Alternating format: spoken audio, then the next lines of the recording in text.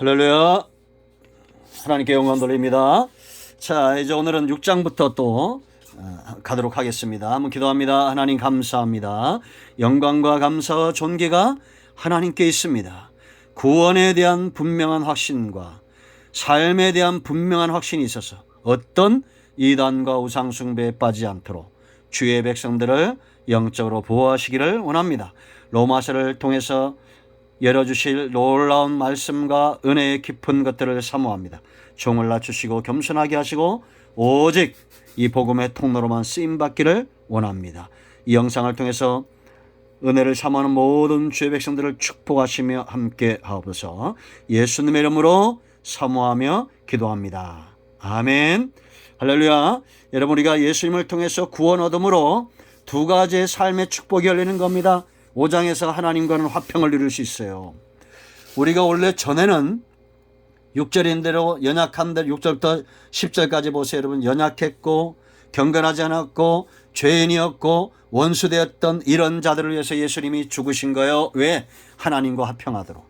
하나님은 화평을 원하시는 분입니다. 그러므로 반드시 자기 백성들을 찾아내실 거예요.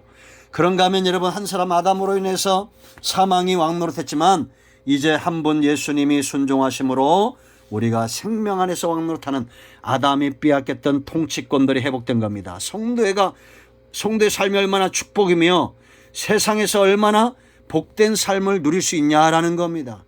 하나님과 화평함으로 지성소에 들어가 하늘의 보고를 여는 자들이 성도들이고, 그런가 하면 세상을 복되게 하는 생명 안에서 왕노릇하는 통치의 대행자가 되는 것입니다. 얼마나 놀라운 축복입니까? 그런데 이걸 막는 것이 있어요. 바로 죄죠. 죄는 어디에서 비롯됩니까? 사단의 역사도 아니고 세상의 환경도 사람도 아니고 미혹하는 사기꾼들도 아니고 바로 우리의 육성입니다. 제가 주일날도 말씀드렸지만 요즘 비트코인 이런 것들이 많이 문제가 되죠. 왜냐? 그런 사기꾼들은 언제나 있었어요. 그 사기꾼들이 문제가 아니라 욕심에 넘어가는 내가 문제인 겁니다. 100만 원 넣고 1억을 탐하는 그런 욕심들은 버려야 됩니다. 그렇지 않습니까? 그래서 우리가 6장에서는 우리의 죄에 넘어지기 원하는 이런 육성을 어떻게 다룰 것이냐? 바로 세례받은 자의 삶이에요. 우리가 여러분 출애굽기를 통해서 잘 봤죠. 세례는 뭐냐? 자기 부인, 내 육성을 죽이는 겁니다.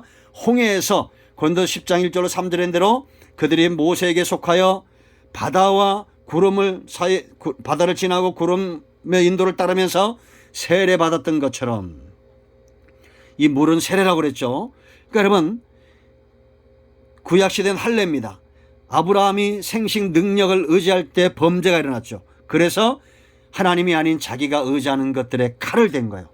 그런데 이 세례를 뭐라고 말하냐? 6장에 보면 3절과 4절에 그리스도와 합하여 십자가에서 우리가 죽었다는 거. 우리의 육성이 죽었다는 겁니다. 왜 죽었을까요? 11절 말씀 보면 이와 같이 너희도 너희 자신을 죄에 대하여 죽은 자요 그리스도 예수 안에서 하나님께 대하여 살아있는 자로 여길지어다 그랬습니다. 먼저는 알아야 돼요. 내 육성은 죽었다. 이제는 하나님 앞에서 살아있는 존재다. 그렇게 여겨야 돼요. 그럼 살아있는 존재는 어떤 것이냐?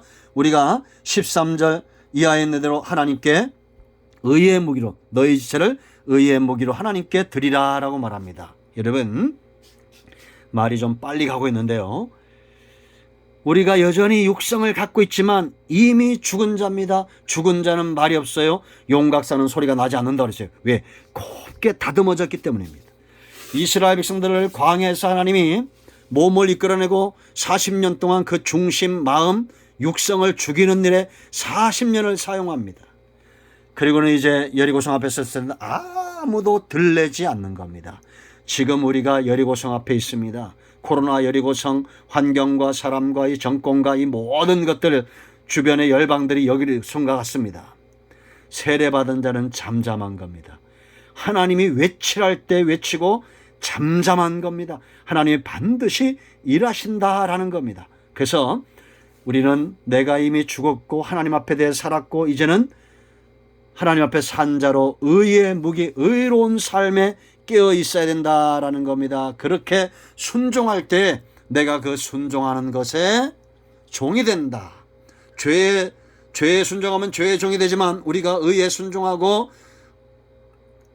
의로운 삶을 살면 영생의 열매를 맺는다라는 겁니다. 아멘. 자, 이제 우리가 육성은 세례로 극복합니다. 날마다 죽어야 됩니다. 쳐서 복종시켜야 돼요. 두 번째, 우리가 하나님 구원받은 자로서의 삶에서 걸림이 되는 게 뭐냐? 바로 율법의 율법. 율법주의자가 되어서는 안 된다라는 거. 그래서 7장에서 이 율법은 죽은 신랑과 같다. 여러분, 신랑이 죽으면 이제 신부는 다른 데 시집가도 문제가 없어요. 그래서 여러분, 이런 우리가 율법의 정죄에서 이미 벗어났지만 율법은 여전히 일하고 있어요. 왜냐? 우리를 철저하게 죄에 대해서 깨우치고 그리스도에게로 이끌어 가야 되기 때문이다라는 겁니다. 그래서 정상적인 사람은 내 안에 두 가지가 있는 거예요. 자, 23절 말씀 보세요. 내 지체 속에 다른 한 법이 내 마음의 법과 싸워 내 지체 속에 있는 죄의 법으로 나를 사로잡는 것을 보는도다. 오라, 나는 곤고한 사람이다. 이 사망의 몸에서 누가 나를 건져내랴. 이런 곤고함들, 이 사망의 죄로 인하여 고통받는 거, 이거 율법이 없을 때는 몰랐던 겁니다. 그러나 율법이 오고 나서는 이제 내 속에서 죄가 살아나고 이제는 곤고한 상태로 만들어버리는 거예요. 이게 지금도 율법은 여전히 이 사역을 합니다. 그래야 우리가 예수님께로 나아가는 겁니다. 이제는 육성을 의지하지 않고 율법의 정죄에서 벗어나고, 그 길은 뭐냐? 구원받은 자로 8장에서 성령을 철저하게 의지하는 것이다 라는 겁니다. 아멘. 그동안 우리가 쭉 왔는데 주목해서 잘 들으신 분들은 이것이 이해가 될 겁니다. 자, 그럼 이제 8장은 성령의 인도하심에 성령 충만한 것은 어떤 것이냐라는 것을 분명히 8장에서 보여주고 있다라는 겁니다. 여러분, 우리가 이런 성령의 역사에 대해서 알지 못하면 미혹에 넘어지게 돼 있어요. 우리가 여러분 구원받은 후에 이 축복들을 누리고 육성과 율법의 정죄에서 벗어나는 이런 육체의 소욕이 아닌 성령의 소욕을 쫓아 행해야 됩니다. 갈라디아 5장 16절 17절 보세요. 여러분, 이 두 가지 소욕이 싸우는데 왜냐? 우리가 원하는 것, 육체적으로 원하는 것을 이루지 못하도 성령의 소욕과 더불어 다툰다는 겁니다. 어느 쪽이 이기겠어요? 반드시 성령이 이깁니다. 하나님은 어제나 오늘이나 영원토록 동일하신 분이에요. 그 힘에 약해짐이 없습니다. 그러므로 우리가 철저하게 성령의 인도하심 가운데 순종해야 된다라는 겁니다. 먼저 1절로 8절에 성령이 아니고는 우리가 하나님이 기뻐하시는 일을 행할 수 없다는 겁니다. 하나님이 기뻐하신 삶을 살기 위해서는 먼저 죄와 사망의 법에서 해방되는 것, 이것이 성령께서 행하시는 일이고, 그런가 하면 여러분, 우리가 율법의 요구가 이루어지게 하는 것, 3절 4절, 육신은 연약할 수 없지만 성령이 우리 안에 거하심으로 율법의 요구에 대해서 죄 가운데 넘어지면 다시 한번 율법의 요구가 이루어져 주의 보혈을 의지하고 선한 것을 쫓아 행하게 하죠. 그래서 육신의 생각대로 살지 않고 영의 생각대로 생명과 평안을 쫓아 살아가는 것, 이 모든 것들이 바로 하나님이 기뻐하시는 삶의 영역이다 라는 겁니다. 아멘. 그런가 하면 우리가 성령 충만한 것은 뭐냐? 누구에게 속해요? 하나님이 기뻐하시는 삶을 살다 보면 이제는 그곳에 속하기를 원합니다. 예수님께 완전히 속하기를 원하는 거예요. 그래서 9절, 만일 너희 속에 하나님의 영이 거하시면 너희가 육신에 있지 아니하고 영이 있나니 누구든지 그리스도의 영이 없으면 그리스도의 사람이 아니라라는 겁니다. 그러니까 성령 충만은 뭐예요? 내가 그리스도에 대한 소속감이 분명하다는 겁니다. 여러분들 대한민국에 산다는 거 의심합니까? 안 하잖아요. 왜냐? 여기서 태어났고 여기서 자랐고 학교를 가고 결혼하고 아이를 낳고 삶의 영역 환경 때문에요. 그러면 우리 모두가 성령의 행하시는 그 환경 속에 있을 때 그리스도에게 분명히 속하게 된다는 겁니다. 오늘은 여기까지입니다.